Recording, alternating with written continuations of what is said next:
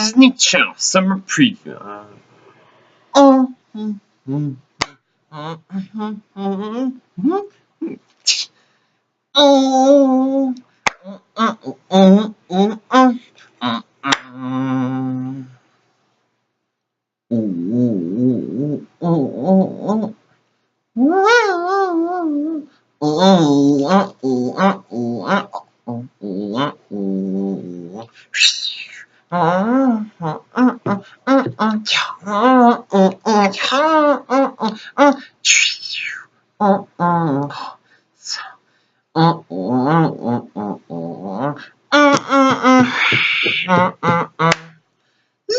Lunchbox.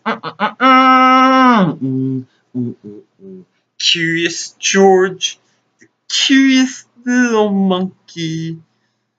Oh, what fun to run and jump and play. Curious George. Atkinson Film Arts. Here is some information about Curious George. Curious George Atkinson Film Arts. Curious George Atkinson Film Arts, 1980.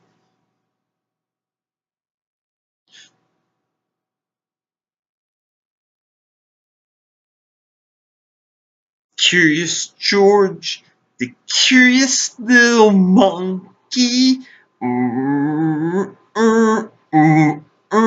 Let's go see what he's doing today.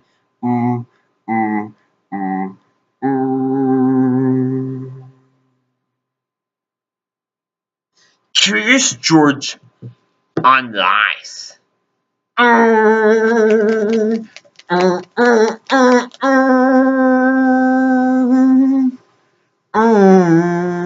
So hot and the blue car and drove off.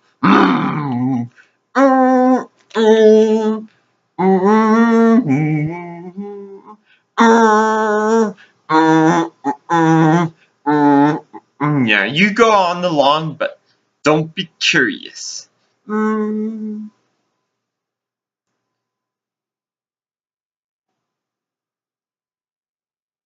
I want you to see Mary William on ice. George was curious. He noticed the skates. He put them on. But the skates were smart. Our track, but the skates smarts George's foot.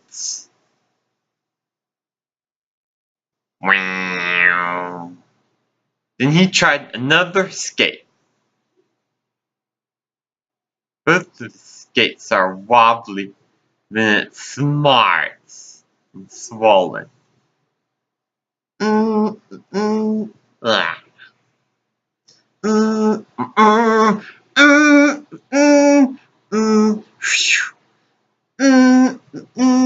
His feet were much better.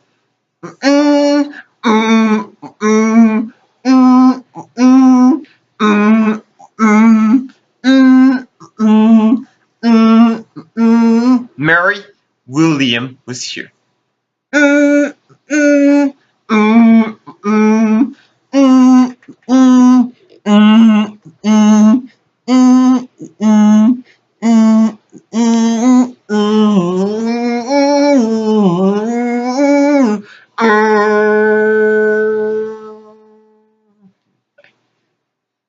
George was curious. He found two plungers. They're like ski slopes.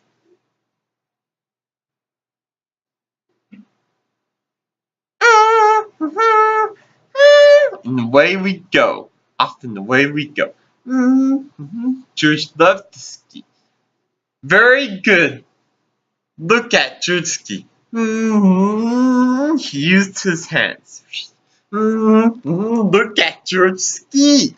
And off popped the girls. He knocked over the girls.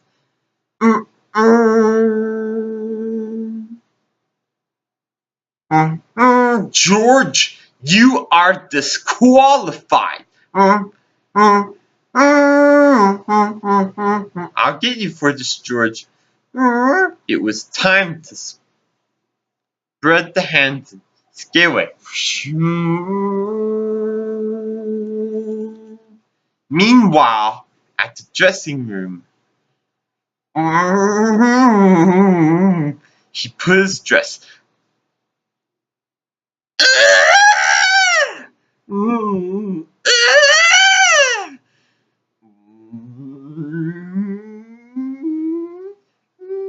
Then she took off his skates.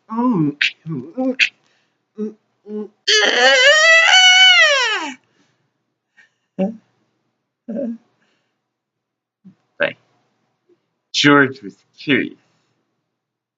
He'd take his sweater and then he made a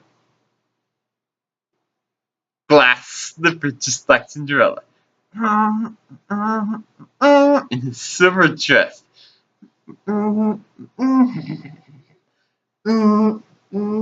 What a surprise! Then he fitted his shoes and sweater to fit him on Bonnie's dress. How can I ever repay you? Just then,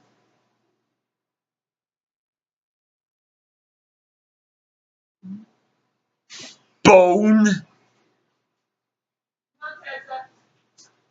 the manager, came. I saw you got in trouble for this. I saw I got you in trouble for this. But he made his skates and dress to make up for it. Silver skates and silver dress. My fee. Then George became a hero.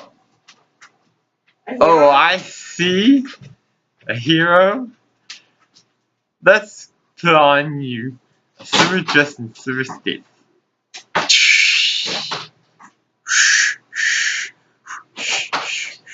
Attention skaters, introducing Curious George.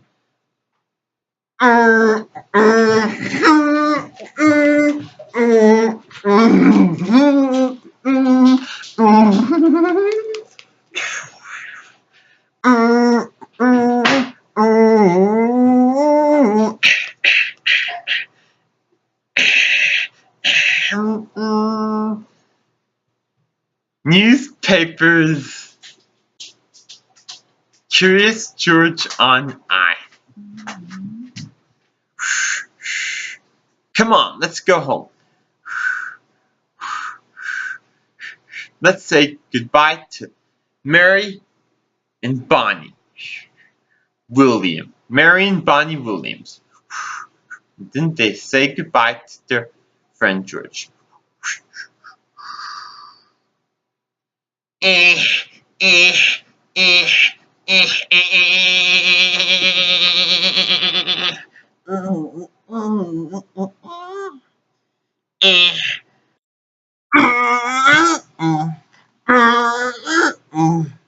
An unexpected guest.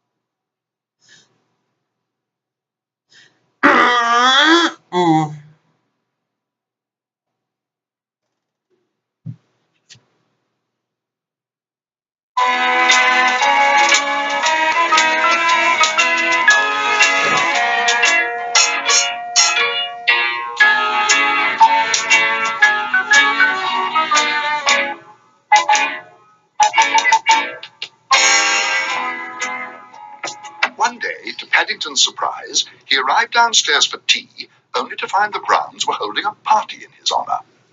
All the family were there, Mrs. Bird, Mr. Curry, and Mr. Gruber. I've brought you a book on paper tearing, Mr. Brown. I thought you might be able to entertain us. I like paper tearing tricks. I hope they're good. Paddington hurried over to the table in order to consult his new book. The first one, Mr. Curry, he said, is called The Mystery of the Disappearing Banknote. I'm afraid I've left my wallet in my other jacket, said Mr. Brown. And I only have silver, said Mr. Gruber. I think it's up to you, Mr. Curry. All right, but hope you know what you're doing, Bear. Oh, yes, Mr. Curry, announced Paddington. Mr. Gruber's book has even got pictures showing you how to do it. Now, I take the note, and I fold it in two, then I fold it in two again, then I tear bits out. Oh, dear. His face dropped as he consulted his book. Then I put it under my hat.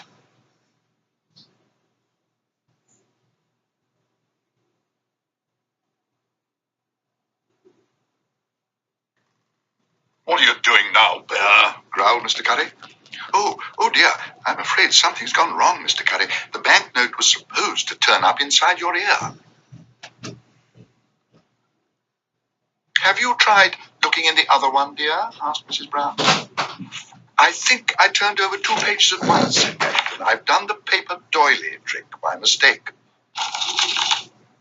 What? Bellowed Mr. Curry. Doily? That's my pound note. It's full of holes. Don't worry, Paddington. I'll pay. It won't have to come out of your bun money. Anyway, we have a surprise for you. We've had a cable from the Home for Retired Bears in Lima. It seems your Aunt Lucy is celebrating her 100th birthday soon, Mr. Brown. Fancy being 100, exclaimed Bears' years are different, said Judy. They have 2 birthdays a year for a start. Anyway, we wondered if you'd like to be there.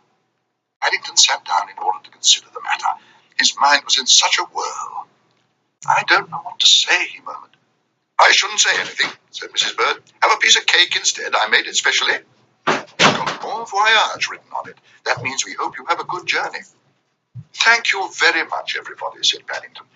But if I'm going back to Peru, I think perhaps I'd better go upstairs and pack. Don't be long, called Judy. Your cocoa will get cold. It'll seem very quiet without you, Bear, called Mr. Curry. I don't know who'll do my odd jobs for me. Oh, dear, said Mrs. Brown. Oh, well, no more marmalade stains on the walls. I shall leave them on. I'm not having them washed off for anyone. Crumbs, cried Judy. Here he comes again. That was quick. I've packed my things, announced Paddington, but I've left my flannel out in case I need a wash before I leave. You've packed, repeated Mrs. Bird. But what about all the stuff in your room? I'm only taking my important things, said Paddington. I shall leave everything else upstairs for safety. Mr. and Mrs. Brown exchanged glances. Paddington, said Mrs. Bird, you'll never know how happy you've made us feel. We thought perhaps you were leaving us for good. For good, exclaimed Paddington. He collapsed into a nearby armchair at the thought. That wouldn't be for good, Mrs. Bird. That would be for bad. One thing, said Mr. Gruber. You'll be able to wash Mr. Brown's stains off after all. He can start afresh when he gets back. I think that's a very good idea, Mr. Gruber, said Paddington. If I'm going all the way to South America, I expect I shall pick up some very interesting new ones, especially in darkest Peru.